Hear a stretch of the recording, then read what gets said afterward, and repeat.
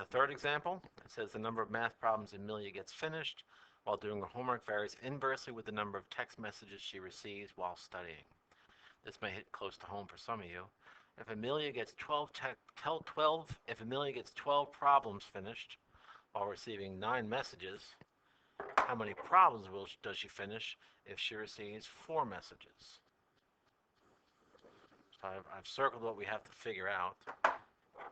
Because you're told it varies inversely, whoops, I think you just saw a future test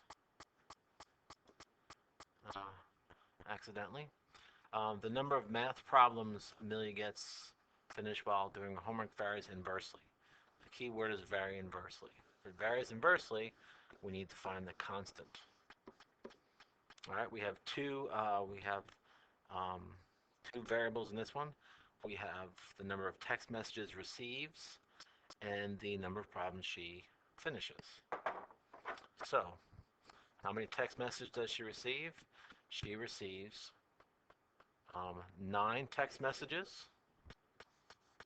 and in that time she winds up completing 12 problems. All right, so our constant in this case, 9 times 2 is 18, is 108. So that is our constant.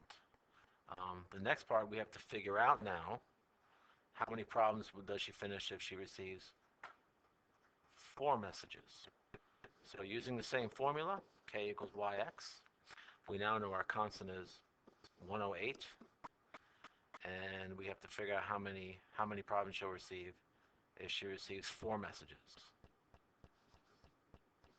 I can put the 4 there. We have to get the 4 by itself. I don't know if you can hear the helicopter.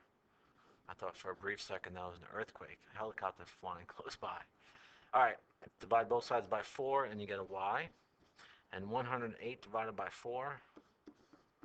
Dividing in my head while I record is not my strong point. 4 goes into 10 twice. 27. Okay. How many problems does she receive? How many problems does she finish? She finishes